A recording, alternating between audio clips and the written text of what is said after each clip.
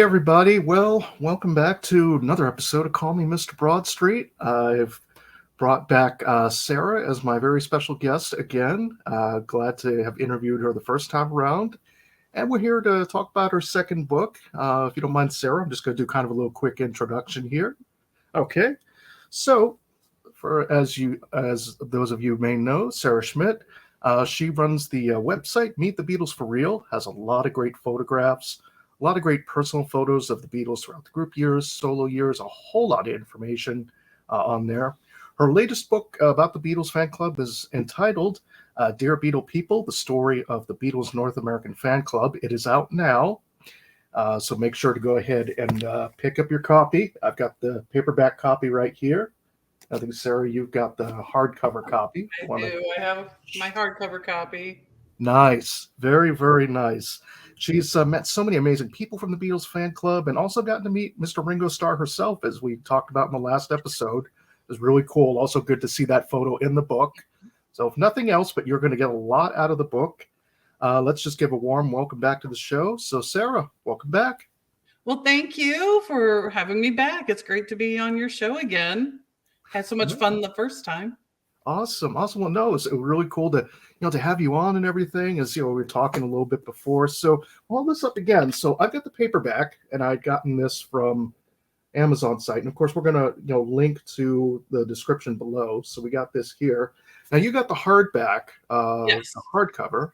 Yes. There's. I guess my first obvious question I didn't have in my list of questions here, but any differences between the hardback and the paperback other than No. There is no difference whatsoever. It's exactly the same on the inside. Okay. Just some people prefer a hardback and some people prefer a paperback. So would that make you a paperback writer? It does. I know. I couldn't resist. Coming with the dad jokes already, I'm telling you. I know. Well, when I got a new shipment of paperback books, and just the other day I was humming paperback writer as I was opening up the box. So nice. Excellent. No, this is good. Look, a lot of information. Things I definitely didn't know. And of course, you think, oh, you've collected for so many years. A lot of stuff. So, I guess, one of the first questions. So when you're doing a new book or project, what are some things that kind of help keep you focused and inspired?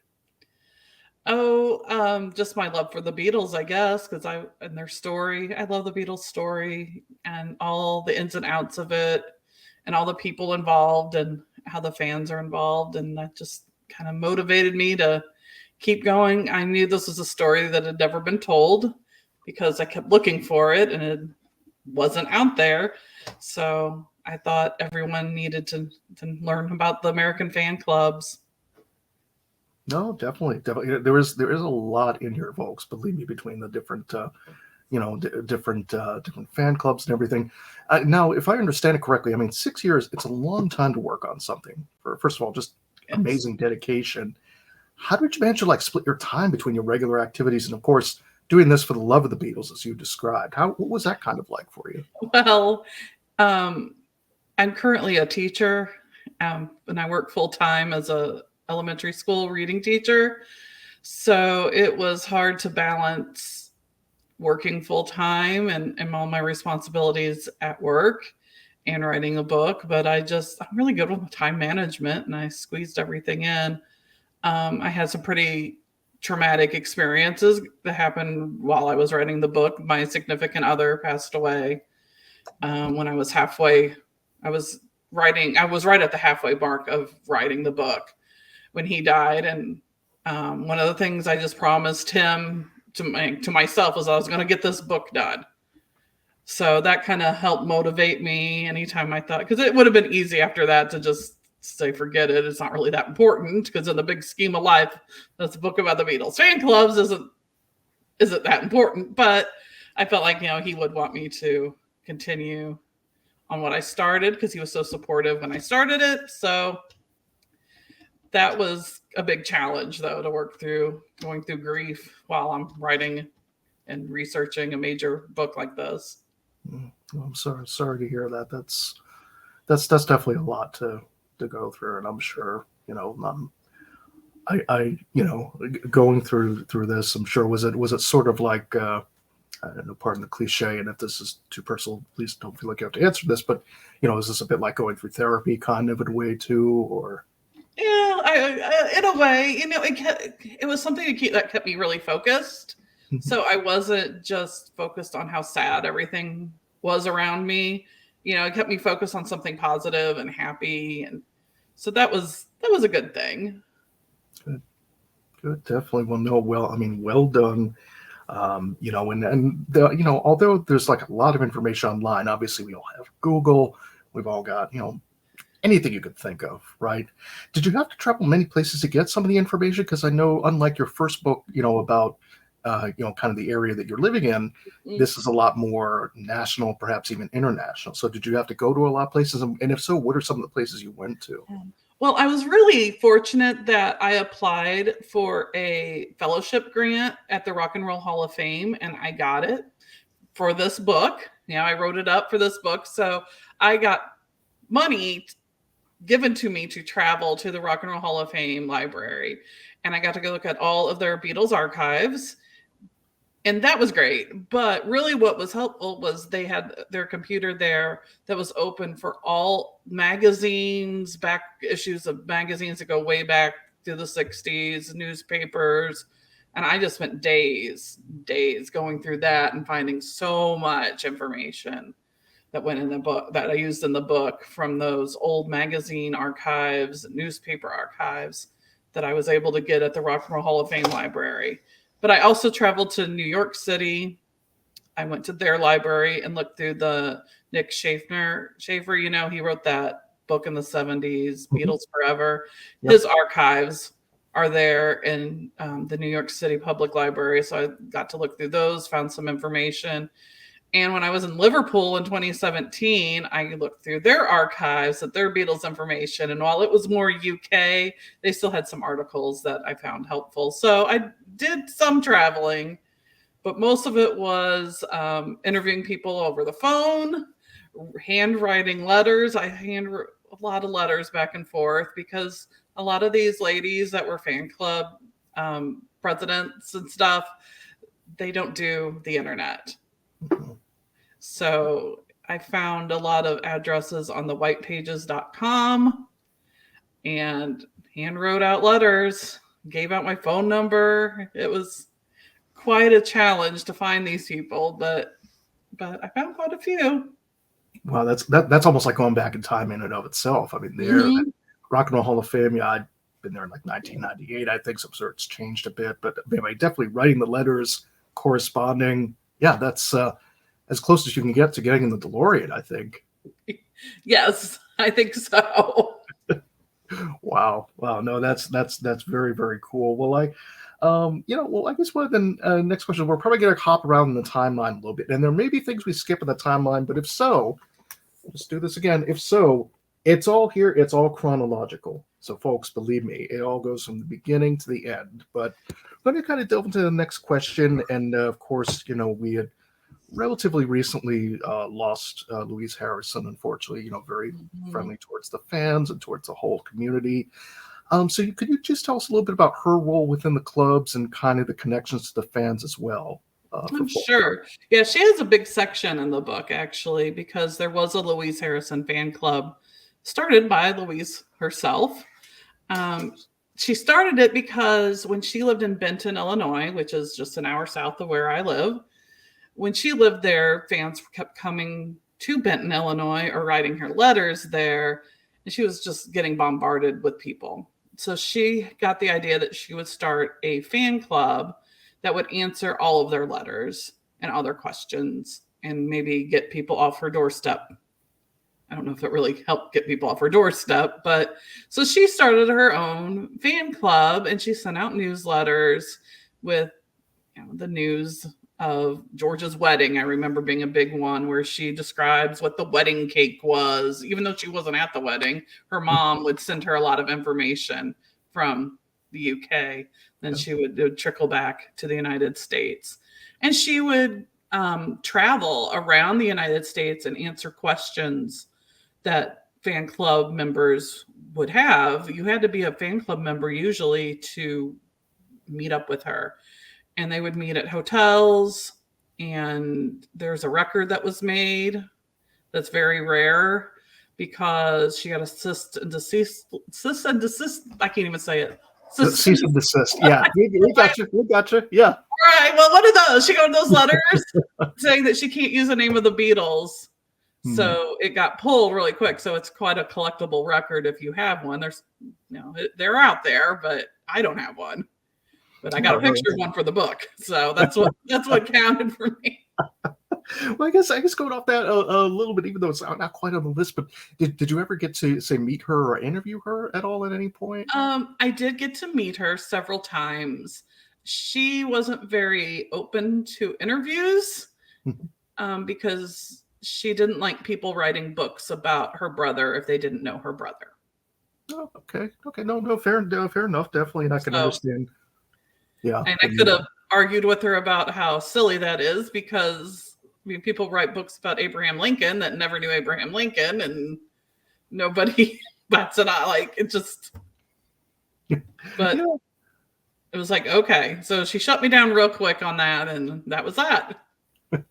Well, yeah, I mean, privacy, I guess I can understand, but yeah, good point. I mean, Abraham Lincoln is possibly more books than Beatles. Not that many more, I don't think. But well, there's so many books about the Beatles. Yeah, there is. There definitely is. Well, it's going through the book now. Can you tell us a little bit about maybe some of the more independent fan clubs alongside the official fan club? I know there was the official fan club, and then other ones as kind of offshoots. So if you could just describe some of those a little bit. And the independent fan clubs are probably the most fun things to research.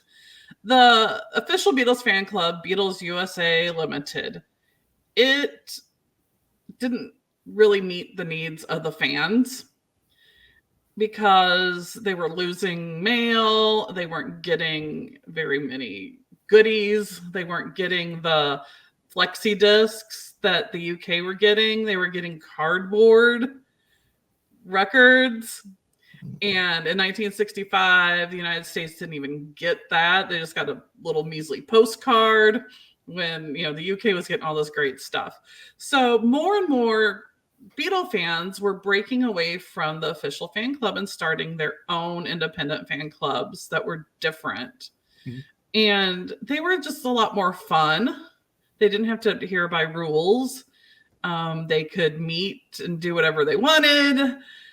And they had really fun newsletters and had contests in them. Sometimes they would meet from different places around the country and get together for rallies and just a lot of fun stuff.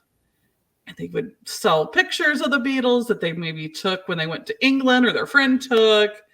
And I don't know, they just were a lot more fun. And I would want to join an independent Beatles fan club before I'd want to join the official one. Yeah, that's and it's interesting. You tell that because I think especially maybe for us more second generation Gen X fans onward younger, we think of the Beatles conventions more as maybe in early 70s to mid 70s with the fest, but no, it's in your book. Yeah, the first Beatles convention was in 1968, in August of 1968 in Minneapolis. It was started by a girl named Barb, and it was around where I think she spawned. One girl got an idea, it kind of moved, ended up being in Minneapolis. It was the weekend that Hey Jude and Revolution was released. So one of the most exciting things they did at that convention was listen on their transistor radios to those songs for the very first time in their lives. And can you imagine that? Being there with your transistor radio with other fans just as big as you are, big Beatles fans, hearing Hey Jude for the very first time in that kind of a setting at a hotel. It just sounds so great. Oh yeah, and in fact, funny enough, that was actually my next question. As you caught on real quickly with that, yeah, it's it's a lot different from today where you do an album drop, it's on YouTube or whatever, and it's millions of people can access it, but that intimacy, yeah. And they did a lot of silly things. They were late teen, early 20s, teenage girls that were all there. They had a seance for Brian Epstein. Wow. So tell me a bit more about that. That's I don't really know all the details since I don't think those who were there really wanted to talk too much about that. But one of them said, "Well, we got real spooked and turned on the lights, and it was they got really scared."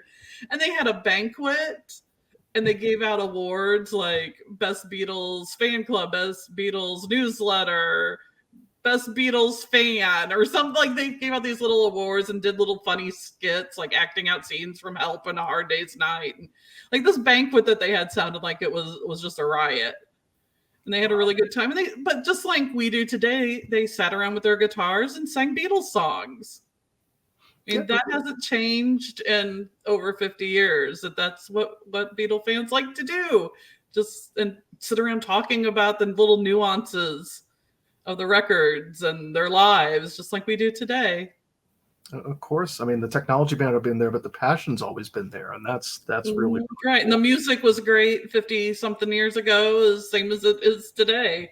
And it's fun to sing, and that's what I hope people get from this book, was just how much fun it was to be in a Beatles fan club, and how much fun it still is to be a Beatles fan. And that's what it's about. Sometimes I think we get lost in all the other stuff as Beatle fans, that we kind of forget about the fun. I like that. Yeah, I do find that, and we can all get trapped in the memorabilia, the stuff like that, which is fun in and of itself. But yeah, like you said, fun. Not right. just. I mean, this is my hobby. My hobby is supposed to be something fun, so I don't like getting bogged down in all these debates and stuff. It just, I don't know. No, exactly. It's really all about the fun. That's what I hope people take away from the book, was that these members really had a good time. A lot of fun, a lot of pictures, a lot of memorabilia. Yeah. There's an event specifically in 1968. And now there was an event, and I didn't even know about this till looking at this, seeing this in the book. There's an event called the Third Rally at Shea in 1968, if I'm remembering correctly. Can you tell me some things that were happening about that? As I said before, I had no idea some of this was happening before the early to mid 70s. The Shea Stadium rallies that they had? The Shea Stadium rallies. Okay, so after the Beatles were formed in 1966 at Shea Stadium, in 1967 they started having a rally on that same day outside Shea Stadium. And they did it up through the 70s for quite a while. Like it might even been like 10 years. I don't know, because I stopped the book when the fan club broke up, but I know they still kept having these rallies. So the one in 67, I don't know if this is the one you were thinking of, but it's the one I remember off the top of my head. It was the first one. So they had a big cake to celebrate John and Cynthia's anniversary, because it was the same day. And then they ripped up pictures of the monkeys. Because they thought the monkeys were like taking over the Beatles' place, and so that was like part of the things they did. And they marched around with little signs, "Beatles forever" and "Monkeys never." I don't know if they yelled that, but they did have signs and stuff. And then they went into Shea Stadium because they were having a game that day, and they tried to rush the field to get to second base where the Beatles actually performed. Was there on second base, like at whatever time, 9:00, whatever it was, that they last were there a year before. Of course, the police stopped them and thought they were crazy. Like, what are you doing? We're in the middle of a baseball game here, people. Oh, just some crazy Beatle fans running around. Oh my goodness! No, like I said, I'd never known there that. Every year. Wow. I have pictures, I think, from the one 68, 69. I know they met every year on that day. Wow. To celebrate the last time the Beatles performed in New York. Oh my goodness. No. Well, first with the Monkeys thing, Charles Rosenay, I hope you're not watching this, but we love the Monkeys. We do, but I get it. It's what happened. They thought the Monkeys were a threat to the Beatles. Little did they know they actually all had met each other, around that time, around the Sgt. Pepper. Right. I mean, there was a rivalry between the two groups. I mean, you always hear about the Beatles and the Rolling Stones rivalry, but it was Beatles and the Monkey fans rivalry was definitely going on strong in 1967. I just see like meeting up in the parking lot, like something on a West Side Story or something like that. I know. The parking lot of Shea Stadium, and here's the Monkees fans and the Beatles fans. I don't know. I don't know what they thought they'd prove by ripping up pictures of them, but you got to remember they're like 17, 16, 17-year-old girls. Like, this is their mindset, was like, haha, Monkees, we're ripping up your picture. I thought it was funny.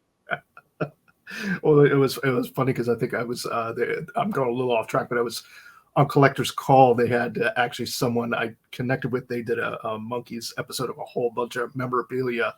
Charles happened to be on that one, and it was like, wow, just seeing all that stuff. And they probably go, now all that picture's worth like X number of dollars. They probably are going, oh, I remember ripping that up. That's the point. Maybe I have to rip up some more pictures, but no, kidding. I'm not doing that. Well, and as we're going a little bit later into the timeline, so maybe if you could describe to us maybe a little bit more about sort of when the Beatles fan clubs were transitioning, as the official fan club was kind of closing, and sort of the solo careers were taking off. They weren't a group as much anymore, obviously. Yeah, that's such a weird time. I mean, that's just such a weird time frame. So the Beatles fan club reorganized in 1968. So I have to backtrack a little bit. They reorganized and they forced all of the independent fan clubs to either join them or close down. And they got threatened to get sued. It's a whole big story that you have to read about that I don't think people really knew before. I don't think it's a well-known story, but it's pretty amazing. And so there was only one independent fan club left, Father Lennon's Many Children. That was the name of it, who later changed their name to Beatles Rule, which was probably an easier name to say, but okay. So they had reorganized the official Beatles fan club, and all these little fan clubs that were once independent were now official charter and had to follow the official Beatles fan club rules. And they changed their name to Official Beatles Fan Club. So by the time the Beatles broke up in 1970, the fan club was flourishing, and they had gone up in a lot of numbers, and they were actually kind of had their act together and were giving out posters and actual flexi discs for the first time in 1969. Christmas, we got the exact same one as they got in the UK. It only took all the way to 1969 to get the same one. So they finally got their act together, and then the Beatles break up. But the Beatles were still extremely popular, and they had huge numbers of fans. So the fan club was like, well, whatever. And they kept going. And also, when we think of like the Beatles broke up April 1970, but nobody was really sure what was going on, because Paul didn't come out and say in that interview, the Beatles are breaking up. He just said the partnership between Lennon and McCartney is no more. I don't say I'm going to write with John. He was saying those kind of statements, but it wasn't this definitive, the Beatles are breaking up. And there was an interview with George where George is like, oh, we're just going to do our own things for a while, and then we'll get back together as the Beatles. So it was kind of wishy-washy. Nobody really knew what it all meant, and the fan club just kept going. So as the Beatles are more solo, fans just were like, oh, okay, they're just going to be doing their own thing for a while. That's cool. The Beatles as a foursome will get back together. So we'll just enjoy having 4 different solo albums. They just kind of rolled with the punches with that. But we all know that wasn't really how it was. And Paul wanted to break away from the Beatles fan club. So he put out this bizarre letter in the UK. And it's really weird. I don't know. But it says he doesn't want anything to do with the Beatles fan club. Well, in the United States, they didn't know how to interpret that. Because, again, he didn't come out and say all Beatles fan clubs, the one in the United States, was it just the one in the UK? It was this really weird letter. And they just, no one knew how to interpret it. But eventually they decided Paul doesn't want to be involved with the Beatles fan club anymore. So they found a loophole. They decided to call the fan club Apple Tree. And instead of just featuring the Beatles, they would be the fan club for all of the Apple artists, which includes Wings, which includes Paul McCartney. So we still got Paul. I mean, it was pretty smart little loophole that they found there. Yes. But, we also then include Badfinger and Mary Hopkin and White Trash or whoever is the hip happening Apple artist at the time. Strangely enough, though, and every time I look at this, the part that doesn't make sense is in 1971, after Paul sent this letter, he sends into the fan club 2 photos of him that Linda took recording the Ram album to be sold through the fan club. Why? If he does nothing, it's the only pictures they sold in 1971. Yep. So weird to me. Like, why? Why did you do that, Paul? Like, you're throwing everybody off. Everyone's already confused, and now you do this. So that kind of just gave him more hope. Like, oh, he does want to be part of it. That makes sense. But I'm going to have to call him on that one. I'm going to have to get him yeah. on. What was he thinking? Like, he wanted to start his own Wings Fun Club, which he did. Yep. Why didn't you save those pictures for that? Why was he like? It just doesn't make sense. But it's okay. That's just part of the story. There is that. Yet he did that. But the fan club did end up breaking up shortly after they became Apple Tree. They became Apple Tree in October of 1971, and the fan club ended in January of 72. And of course, I mean, in the book, you talk a little bit about also morphing into like John and Yoko, wanting to stay obviously in the United States at that point as well. Right. When that's where I ended it. When the fan club ended, and everybody took all the stuff out of the fan club office at 1700 Broadway in New York, which is interesting enough because they left behind all the stuff that the workers there took, including a Grammy Award. One of the it didn't have the little plaque on it anymore that said but it was a Grammy Award that one of the girls that worked there took. I mean, they just took the stuff because nobody wanted it. So that office became the office for John and Yoko to stay in the United States. That same office, and a lot of the same people still worked there. I mean, still helped and volunteered. And that's how I ended it pretty much because it was kind of the end. Oh yeah. Until Alan Klein kicked them out. It's always Alan Klein, isn't it? Alan Klein was he hated the fan club, which was just like, why would he hate the fan club? But he did. He hated it. He didn't want them advertising in Date Book magazine, which is where they got most of their members. Mm-hmm. He didn't want them going on TV. Like one of them had an opportunity to go on a game show, like Guess My Job or something. As I'm the head of the Beatles official fan club. Nope. Can't go on TV and talk about it. He didn't want anything to do. He really wanted it to end. So it ended. Wow. I'm guessing financial reasons for everything I've kind of heard and everything like that, I'm sure. Probably, but really the fan club was self-sufficient because it broke even. It wasn't making money. Mm-hmm.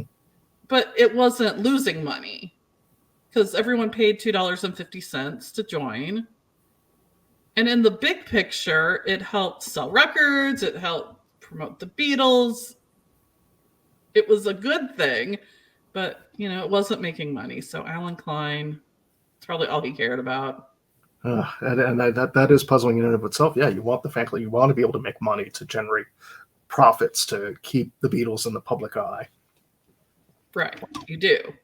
Oh, my goodness. Well, one thing we discussed before, and I know we discussed this offline, but the checklists, by the way, I absolutely love them. Who kind of, inspired you to keep those in? I think we discussed that a little bit. But so those checklists were my personal checklists for my own collection.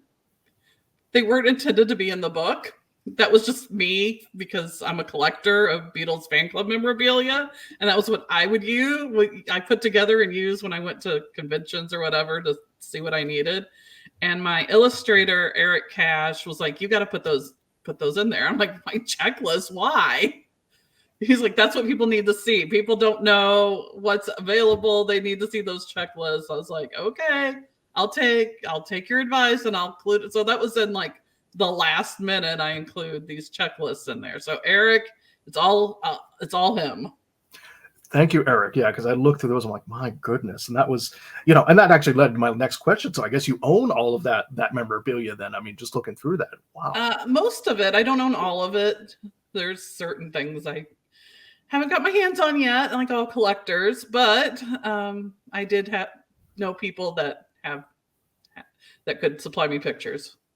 So, what would be one of those items? One of those, gotta have, I if money was no object. I don't have the A is for Apple poster, and I don't. Oh, what I really want is the secretary cube with the apples on it.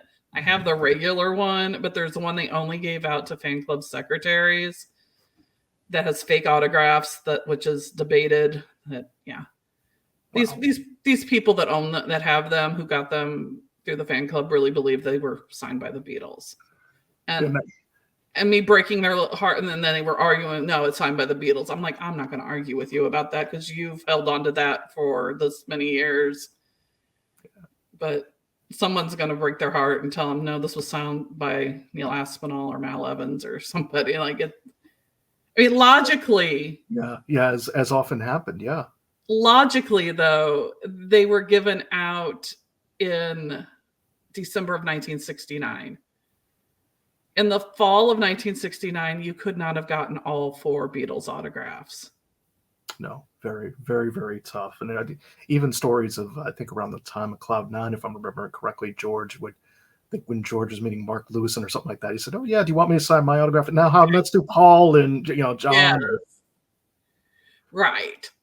But to believe the story that Sandy from the fan club went over to London, which she did at that time, and got 100 and whatever of these signed by all 4 Beatles. That didn't happen. The Beatles were not the Beatles in November of 1969. Wow, no, that is true. You're not going to. Even now you see so much, forgeries, people saying, yes, I did get it at this location. It's tough. It's very tough to have all 4. And I don't think she sent those out as to deceive them. I mean, that was a present, a Christmas present, thanking them for their work, which was all volunteer, use their own money, but I don't think she meant to be deceitful. So that 60 years later they would be like trying to sell it and be told it's a forgery. But I mean, I think her intentions were good, but nobody who knew that it would be so sought after to have all 4 of their autographs on something. Oh yeah, and nobody could know the time frame of what was going to unfold over the years too. Right. I mean, so she got Neil to sign or whoever, and then just told this little lie that the Beatles, all 4 of them signed this. Because they were really trying to push the story that all 4 of them were still best friends. Yeah, and that's that's the story we want to hear. Yeah, that's the one we want to hear, exactly. And right. I mean, and so that's what the fan club wanted to hear. Like, yeah, of course, the 4 of them are still best friends. I mean, that's warm and fuzzy, and that's what you want. Of course, as opposed to the more complicated relationships that we all have, with people within friends and family, Right, but they didn't want to hear that. That's too much. That's like real life there, and once again, that's not the fun. The fun is all 4 Beatles are best friends, and they all pal around.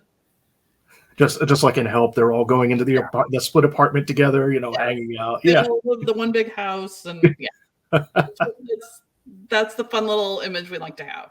Oh, of course. Well, we'll go into a few more general questions. So just 2 more general questions, and then we'll kind of get to the more maybe interesting round in a way, the more word association. But kind of 2 more questions, just a bit more personal, not quite connected to the book, but it certainly will be.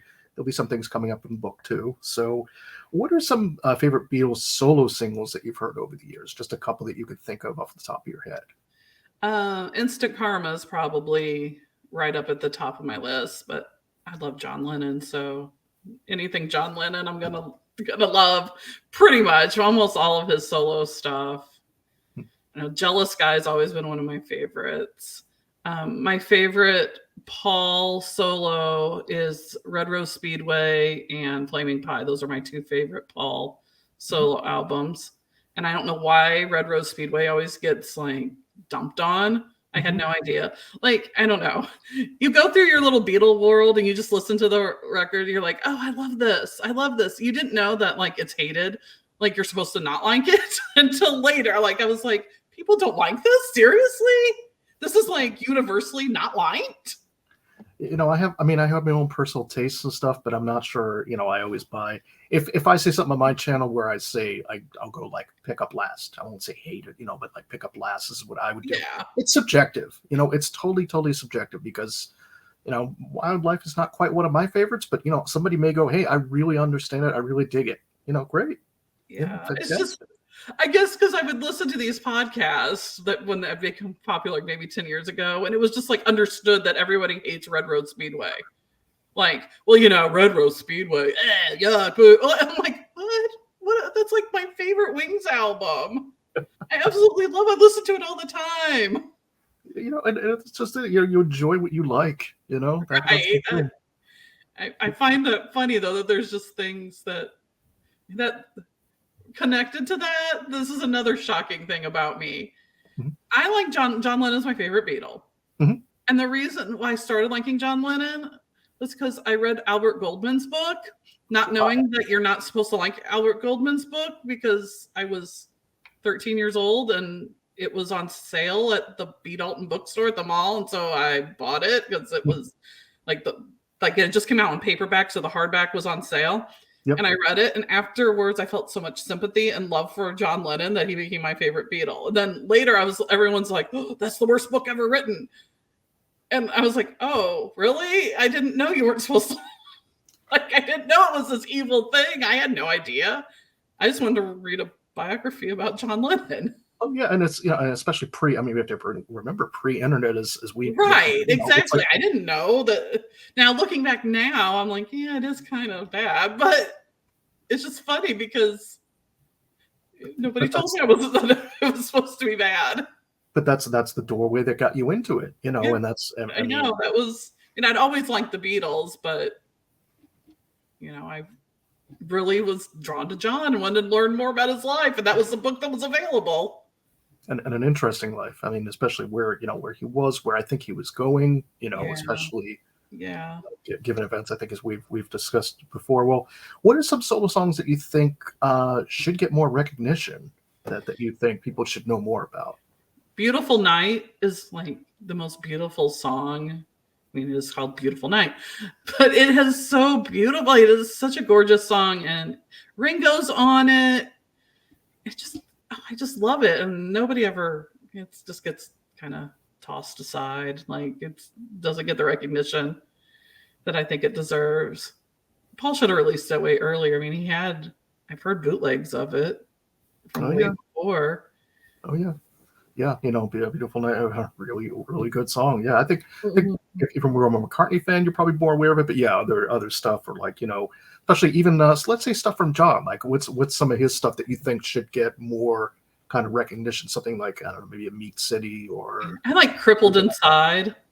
Yeah, good song. That one's really a good one. Yeah, the piano work, especially on that. I think, and the words are just so biting. Like, I don't know, it's just as good as How Do You Sleep in the lyrics department of being. Oh yeah, no, that's it's funny what being more of a Paul fan. People are like, oh, you probably don't like How Do You Sleep. No, I think it's actually a really good song. It's really a biting. It is right to it. And like with so many things with the Beatles, you have to put it in context. When you put it in context of where the relationship between John and Paul was at that moment, that when he wrote it and recorded it, it makes sense. Taking it out of context and just listening to it, you're like, what? Like, why is he being so mean to his friend? But when you put it in the context of the whole story, it fits. It's like a little puzzle piece that fits. And, especially later on, they would later in the 70s into the 80s. Like on the phone. Oh yeah, how are you doing? As long as we don't talk about the music, that type of thing. Right, and you know how the story ends, that they're friends in the end. Yeah, and that's kind of the interesting thing. Well, speaking of John, I've been influenced by what I did. I kind of did this with Charles last time I did the interview, so I'm hoping to kind of keep this up. So he did an interview about 1974 Rolling Stone magazine. They had him write down like word association. So behind this can be one word, or this can be, you can feel free to expand on whatever you want to expand upon, Okay. for as much time as we have. So this is just kind of word association with different people. A little bit different from Charles's list, so I included more monkeys on that. There's no monkeys to be found on this list. Okay. As much as we love them, but you know don't, what? don't know much about the monkeys. Well, there we go. So let's go ahead and start. And these could be just memories, thoughts, things like that, things that come to mind. So for people, I'm gonna go ahead and start with Frida Kelly. Frida Kelly, oh, she's a sweetheart. I did meet her a couple times, but she really is dedicated to the Beatles. Like that would be like my one word thing, like dedication. She is just to this day is dedicated to them. And what a sweet woman. I would love to write a book about the UK fan club, but I would never do that without Frida Kelly's blessing, because I think so highly of her that I wouldn't want to write anything about her involvement without her okay. Oh, and especially the film, the film with her, good old Frida. I mean, oh, it's so good. Wow, that's and it's not it's an aspect that really isn't. And she makes a cameo in this book, because this book's just about the North American, but she does make a little cameo in there.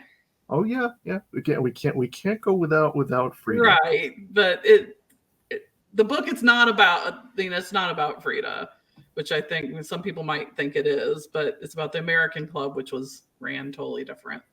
Of course. Well, next person, Marty Edwards. Marty's my good friend. Yep. Yeah, I love Marty. Hi, yeah. Marty. Well, there we go. Shout out to Marty. Yeah, any interesting things, stories you can share? I love Marty's story about meeting the Beatles in Chicago in 1964, because her dad helped her meet the Beatles. And I always had this impression that the parents of the original Beatle fans were just so anti-Beatle. And no, her dad pushed her into the press conference. Go. But she presented a plaque to all four Beatles in 1964. And she's my good friend. I went down to Arizona and visited her in 2019. We had a good time. Hope to see her in Chicago at the Beatle Fest. Yes, no, that's and especially especially parents of that generation. I mean, that's my mom's age. I'm probably thinking of grandparents being of kind of the silent generation, sort of not quite understanding what this new thing was about. Yeah, but he sat down and talked to Derek Taylor. Well, people just got to read her book, 16 and 64. The story is just crazy. He pushes her into the press conference. She had permission to be there, but the security guy or whoever, police, was like, nobody's allowed in. He just pushes her past. I'm like, go, run, Marty, run. Go meet the Beatles. I'm definitely gonna have to link to that one too. I'm gonna link to that one, as well as obviously your book that we're talking about. But yeah, another one from the gang, as it were, Patty Gallo Stenman. I hope I'm pronouncing that. Yeah, Patty. Yeah, those are the Beatle. You're talking about the Beatle babes, the three Beatle babes. You should have them on your show. They would totally come on your show. Well, you know what? I'm the call is out there for anybody. Yeah, they would totally do it. They're great. Well, Patty, she was the president of the Victor Spinetti fan club. Mm-hmm. Which, how fun is that? Victor Spinetti, he's awesome. Oh, totally. I mean, especially his roles in, Help, Hard Day's Night, Help, the Genesis video. No, not Genesis. Mike and the Mechanics video. All I Need Is a Miracle. Is he in that? He's in that. Him and Roy Kinnear do a cameo in that video. How did I not know that? Yeah, and if you look up the video, they do both a cameo in that, because I think is it Mike Rutherford, the guitarist? So it's Mike and the Mechanics, and they cameo in the video. This had to be about 85. I know the song. I mean, I'm singing it in my head. Yeah, check out the video. Hand on my Beatles collection. Hand on my Broad Street jacket. There we go. See, my parents didn't let me watch MTV, because when I was a kid. So I didn't see all the videos that blame it on that. No, I didn't know that. But yeah, she was the president of the Victor Spinetti fan club. And Victor Spinetti sent her the Beatles autographs and a lock of Paul's hair that she slept with every night. Now, does she still have the autographs and the lock of hair? She does. Wow. I've seen copies of it. She's made some really high, not of the lock of hair, but of the autographs. Yeah, no, but wow. Yeah, she's made but she has those all locked away. But yeah. Oh, of course. I mean, you'd have to have like a practically 24-hour security around something like that. Oh my goodness. Well, another Pat Kinzer Mancuso. Yeah, Pat Mancuso. She was the president of the George Harrison fan club. And everything I read and everything is right, I believe she was the person that ran a fan club the longest during that time, because she started in 1964 and ended in 1972. And if you read the book, she's part of the story of why the Beatles fan club ended. It's pretty crazy, and it's not her fault, but people thought it was her fault. But you had to read the whole story. And she has a book out too. Do you promise not to tell? I promise not to tell. That's the name of the book. Well, I'll have to link to that. More detail than my book does. But yeah, I saw Pat and Patty, both of them, at the Beatle Fest in New Jersey. We had breakfast together. Nice. Did you we did a wonderful panel, a fan club panel where I was the moderator and I interviewed them. That was really fun. Too bad only 4 people were there, but it was really a good panel. It really was. It was really interesting. No, and this is why I have to go in person too. It's been a while for me to go in person, but wow, what was the panel about exactly? Because I mean, I was only on the virtual. I didn't get to attend. Right. Well, yeah, we were up against Mark Lewison, so I was really mad about that because I wanted to go see Mark Lewison and I couldn't because I had to be on a panel with 4 people. But it was about the American Fan Club, so I kind of talked about the history of them and then spoke to them about their individual experiences being president of a fan club. And it was really fun. It was really good. And Pat showed her picture of her and George, because she got to meet George twice at his house. Wow. It's crazy. And she got to see them all at EMI, go in and out of the studio in 1968 and 1969. Wow. Talk about small world. Talk about all the connections and everything. Well, there's next 2 are people I don't believe you've met, probably not, but they are mentioned in the book. Nat Weiss. Yep, never met him. Yeah. When I think of him, I think, he's the guy that threatened to sue all the teenage girls, because he's the one and I know he was really a good guy, but that's my first thought after doing all the research with books. Like, he's the one that threatened to sue 16-year-olds. Boo! But no, he's not like an evil guy. Not popular to sue 16-year-olds. No, but he really did help the Beatles fan club and the Beatles and Brian and everything. The circle. Of course, and that leads me to my next person, of course, Brian Epstein. Am I I have such a warm place in my heart for Brian. Like, I feel like I knew him. No, but I never knew him, obviously. No, obviously. But just thoughts. There was a Brian Epstein fan club that was connected to the official fan club. So if you were a member of the official fan club, you could become a member of the Brian fan club if you just write in and say, I want to become a member. And I so would have been a member. And did he do? There was like a professional photo he did, and a couple photos he did, I'm sure. Yeah, and there was a little card, and then a fact sheet about it. I have the kit that came. And I was, because I am such a Brian fan. Yeah, without him, really, that's one of the integral parts. He really understood the importance of the Beatles fan club, and he really drilled it into the guys' heads. Like, there was one story, so I have lots of stories in here about fans that got to meet the Beatles through the fan club, and there was one where a girl introduces herself and John goes, "Oh, you're from the fan club? Then we're supposed to appreciate you," or something like we're supposed to like, "Oh, Brian says we're really supposed to like be nice to you. You're a fan club person." But he really knew the value of you get these core group of fans excited and it's going to spread. It was his idea to hire Bernice Young, who was an African American woman in her 30s, who was the first national not president, but national head of Beatles USA Ltd. Mm-hmm. He said, she was qualified. He didn't care what color she was. I admire him for that because that was pretty crazy in 1963. That was pretty crazy talk in 1963 for.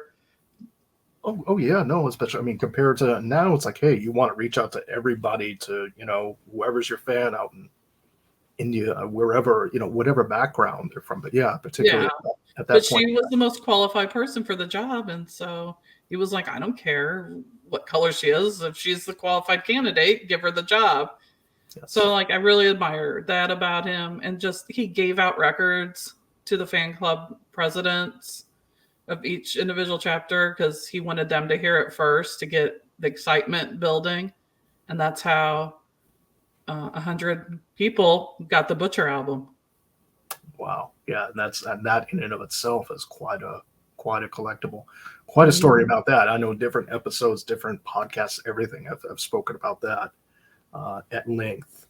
Well, I think a few more people as we're sort of wrapping up. A few more people and songs. I'll kind of go over. I'll go to a little bit random order. We'll start with John Lennon, of course. John Lennon, he's my boyfriend. No. Does Yoko know about this? No. Well, I just love John Lennon. I don't know. I can't even explain it in words anymore. I can't even try. I love his voice, his singing. Just, I know he had a lot of flaws. I'm not crazy. Like I know he was a very flawed man, but I still think he's just way cool. We all have our flaws. We all. Well, one of the songs, "Move Over Miss L." Move over Miss L. Yeah, that's a good song. Most of his songs are good. Yes, a lot. And that was a B-side of something, wasn't it? Well, not song something. It was on the B-side of one of his albums, one of his singles. On the 1982 John Lennon collection on the CD version, I believe, and it was 1974. That's where I would have heard it. Yeah. Missing from streaming. I don't know why that song. Is it? Yeah, I don't really do streaming. I just pop in my old CDs. I sometimes do that too, and I've got it in the archives somewhere, along with the vinyl, all the retro stuff. Let's see. Let's go with next person to chorus, as we have to mention, and much love, Yoko. Yoko. I don't like Yoko's music, but I can admire Yoko for the person that she is, and I think a lot to be said that she's such a strong woman because she dealt with her husband being murdered in front of her. Yes. And her child was missing. She didn't know where her own daughter was for like 10 years out of her like developmental life. And that Yoko was able to is still going and able to take those things. So I really admire that about her, but I do not like her music at all. Yeah, it's acquired taste. No, I've never acquired it. I just no, I can't listen to it. Well, yeah, that's like as a human being, okay, like good as like artistic singing and her art. Some of her art's okay, but some of it I don't get at all because the fan club members were not so kind to Yoko. Well, some of them were, but some of them were not. Yeah, that's unfortunate. I mean, especially with John says, "Hey, this is the person I'm choosing to be with." Yeah, some of the even typing it up for the book, I was just cringing. I was like, "Oh my gosh, they said that." Oh, yeah. Oof, yeah. We'll leave that for the book. We'll leave that specifically for the book. You can find it's in there all right because I couldn't leave it out. It was part of the story, but just kind of made me cringe. It's definitely part of the story. A couple songs. Here we go. One of my favorites, just I like to get reactions sometimes with this one. No More Lonely Nights. I love that song. I was hoping Paul would sing it in concert. You know, you and me both. I've only been arguing for this for many, many years. Even before I started this show, I'd go I on think it would forums. fit his voice right now really well. Yeah. I think he could do a good job on it. Maybe, I know people have their thoughts with his voice, but I think that's one he could do a really nice job on. Why isn't he singing it? Come on, Ed, tell him. It's one of the mysteries. I'm going to get on the red phone after this. I'm going to go, Paul, look, man. I know. Tell him. We And- want to and know then- why he gave the pictures away to the fan club in 1971, and why isn't he singing No More Lonely Nights ever? Like, has he ever performed it live? No. It I has didn't never think been so. I never. Trust me, I've searched high and low. I would know this, and I can say this with I would confidence. think that he Up to this point. would have during promotion on TV or something. At one point, he would have sang that one. Nope, never in What's concert, his- never on, in Paul. promotion. I know. I hope I don't get a cease and desist letter. You might. You never know. I would love for him to perform that one. That's such a good one. Yes, indeed. Ringo. Ringo's my mom's favorite Beatle. That's why I think my mom loves Ringo. I love Ringo too. I have Ringo's boots right above my head. You see them? Yeah. Yep, I see him. Right back there. They're autographed Ringo boots that I love, and his shirt too. Oh yeah, I see that. Right underneath the That's boots. his shirt. I'm telling you. Well, we can't leave out. We can't leave out the other two. George the grumpy Beatle. That's my first thought. It's like, oh, he's the grumpy Beatle. Oh yeah, George was the nicest to the fans. Yeah, he really was. He invited the fans into his house so many times when he didn't have to do that. He really was he did really well one-on-one or in a small group with fans. I don't think he liked the big crowds, and that's where Grumpy George comes in, that he didn't like the big crowds of fans. I think that scared him, which is understandable. Oh yeah. I think Ringo liked the big crowds. He kind of got the excitement of girls screaming and chasing after him. Like, that was kind of, Ringo liked that. He didn't really like the one-on-one because he would shoo people off his property. But George was like the opposite. He would be like, oh, hi. Oh, you came from the United States? Well, come on in. Let me get you an orange soda. Wow. I couldn't imagine that today, and especially even in the anthology later when he goes, well, we gave our something along the lines of, they gave us their adulation and we gave our nervous systems or something along that line. Right. I mean, George did not like the big crowd Beatlemania stuff, but he was so kind, and he would answer letters frequently, and just his kindness, I think, is kind of a secret, because you see him more as the musician, the guitar player, and maybe the comedian with his Monty Python stuff. But I don't think you see how kind he was towards other people. I think because he was so quiet about it. And I think that's the reason to have books like these too, to have that sort of inside story and really trying to flesh out more of the human being, not just of the Beatles, of course, but obviously the fans, the people who love them, still love them. Right. That was part of the book too, that the fans by 1965 wanted people to know they were more than just screaming and concert, that they were, really doing worthwhile things. They were really into charity work. A lot of the fan clubs raised money for breast cancer awareness because of Paul's mother in 1965. I mean, that's pretty forward thinking. Yes. They would have bake sales and fashion shows and lip sync. They would do all these little things to raise money for different causes. That sounds awfully familiar as to what happens now. Again, right. It does. But they wanted to do that because they were tired of being known for the screaming. The screaming is what happened when they went to the concert. That was once a year. The rest of the year, they were, in the name of the Beatles, doing good things. And I found that very interesting. Yeah, I think that's also the message that can get forgotten sometimes amongst the hair length or the fashions or whatever deals we're going through. That people were doing and saying things, doing good things in the name of the Beatles. That they had a good message. They could have easily turned that into something completely different. probably one of my favorite things along those lines in the book is the John Lennon fan club. At Christmas time, sent a message to all their fan club members and said, don't send gifts to Julian this Christmas because John and Cynthia can supply him with all he needs. Take that money and buy a gift for a needy child in your own community in the name of the Beatles. And I thought that, like, to think that like a 15-year-old girl wrote that and had that kind of thinking, just, I don't know, it's really touched me. And here it was like 50 years later, and I thought, wow, well, that's really kind and thoughtful. That really is, especially at a young age. I mean, I don't think I was quite that forward thinking. Certainly myself at 15, you know. But wow. Right. And it was such a good truth too, because Julian didn't need a bunch of little trinkets sent from all over the world from his dad's fans. Oh yeah.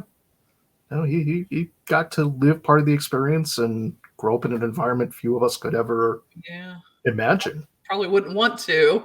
Yeah, no pun intended. But yeah. Well, I guess, wrapping up with a few more things. Thoughts on Paul? Thoughts on Paul? I hope Paul continues to tour and do great things for a long, long, long time.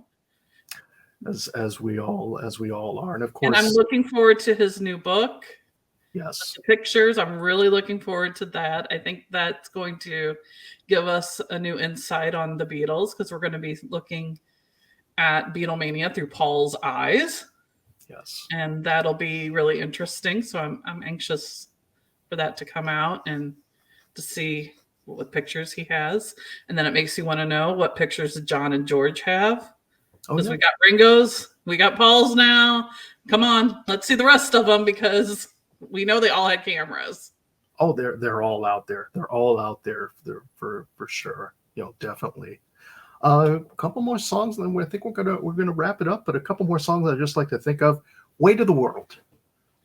Oh, that's a good Ringo one. I haven't listened to that one in a long time. That's on what? Time Takes Time? Yes. Yeah. I want to say, now I could be wrong, the first time I ever saw a Beatle in concert was in 1995. I saw Ringo at a free concert at the St. Louis Arch, between the two legs of the arch. And I want to say he sang "Weight of the World," but I could be wrong. Could be, though. I mean, that was... It was around that time period. Yeah. And he sang "Don't Go Where the Road Don't Go." Another great one. That's what he opened with. That was like the first thing I ever heard a Beatle sing. I don't know why, but I think he sang that one too. You're probably correct. Around that time, there was no other album out, at that point, other than the Time Takes Time. Right, Time Takes Time would have been the album he was still promoting. Yep. I love that album. I'll tell you that right now. That probably is my favorite Ringo album. Is it? I don't know. I like a lot of Ringo's albums. Oh yeah. I like Sentimental Journey. Yep. That one's good. And newer ones, I like Vertical Man a lot. Good one. Yes. Yeah. Ringo the Fourth. I like Drowning in the Sea of Love. That's probably one of my favorites. Definitely one of my faves from there. Well, I'll go with a deep George cut. I might not know it. Don't know. George is probably where I'm lacking, but we'll see. George. Okay, then I'll go with Not Such a Deep Cut. Got My Mind Set on You. That song was popular when I was in 5th grade. And I didn't know George was a Beatle. Like, I didn't make that connection, but I loved that song. And when We Was Fab, I liked both of them. And I didn't even know what We Was Fab, what that even meant. Like, I did not make this connection that this was Beatles. And that's just the thing with our age group. We didn't, I didn't quite get that connection either until it was a number one song. Yes. It went to number one. It was all over the place when I was in 5th grade. Like, it was all over the radio. You could not turn the radio on without hearing it at least once an hour. Yes.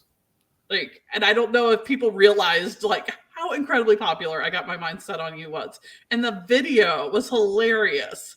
Even I don't know how I saw that video, because my parents didn't let me watch MTV, but I did see that. I don't know. I think I watched like Casey Kasem's top 40 videos or something that was on MTV. That's right. Yeah. Oh my goodness. Like, I watched something that had videos, but it wasn't MTV. But I thought that video was so funny, like how the fake guy jumps up and does all this Oh acrobatic yeah. stuff. And like He as a kid, I thought that was hilarious. or the squirrel playing the Yeah, saxophone and they and like pipe. threw the money at, I don't know. As like a 9, 10-year-old kid in 5th grade, I thought that was the most hilarious video of all time. And it's still one of my favorites. Oh yeah, it still holds up so well. It definitely And to does. think George bought that album when he went to Benton in 1963, just, in my neck of the woods. It all comes full Yeah, circle. when I read that for my first book, when I researched that for the first book, I was like, no way. Of all the songs, like that song, that's the song that like got me into all this in a way. It's so funny. It's so funny how everything in the Beatles universe seems to kind of rhyme and circle through. It really is. Oh my goodness. It's no, this is thank you. Well, first of all, thank you for being on. I really appreciate it.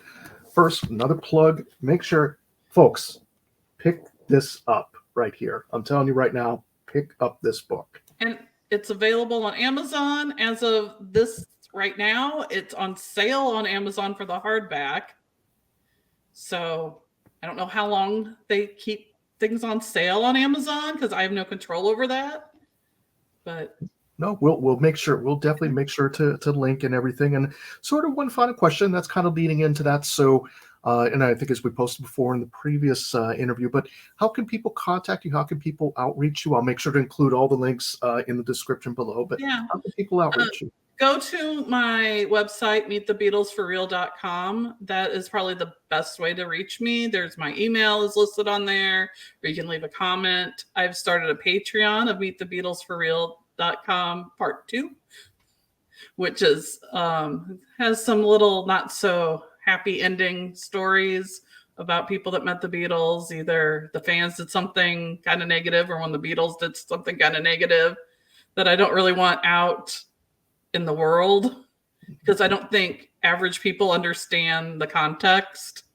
So if you pay $4 a month, you get access to that and some other rare pictures. So all that information is on Meet the Beatles for Real website. That's probably the best way to get a hold of me. All right. Well, again, folks, pick up the book. Like I said, just a lot of good information. The memorabilia, the photos, the stories alone. I mean, this is not just thumbing through once. This is good for obviously not only just reference material, but coming back to it, reading it. Sara, Right. amazing. And I can guarantee there's stories that people haven't heard, because when I interviewed certain people, I said, well, I've never heard this before. And they said, that's because I never told anyone before. And exclusives. Yeah. Definitely. So that's pretty exciting.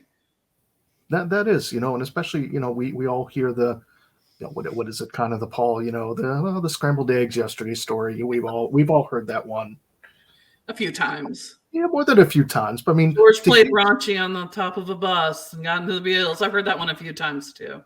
Yeah. There's one we've heard quite a few times. But no, folks, like I said, pick this up, add it to your library now.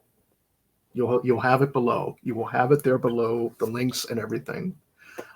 Any final thoughts, Sara, before we wrap up? Anything else you want to let people know? I just want to thank you, Ed, for letting me be on Call Me Mr. Broadstreet again. It's been fun. I always like talking Beatles with someone else that shares the same passion, and you're one of those people. So I look forward to meeting you in person in 2024. Yeah, February 24. I'll be at the fest. I can't wait. I can't wait to meet you, other folks as well. But we're gonna get to to talk Beatles in person. That's the thing, the in person. And I will be at the Fest for Beatle fans in Chicago. If people want to get the book from me and I'll sign it, I'll be there. Whenever it is in August, like the second weekend in August. Excuse me. Let's see, live TV. I tell you, yeah, you know what? I'll link to that below as well. I'll link to that, and we'll be good to go. Well, Sara, thank you so much for being on. I really appreciate it. And grab her book. We'll link to all the information. And if everybody's enjoying the content, please give a thumbs up, like, and subscribe. Get Sarah's book, and we'll see you in the next video.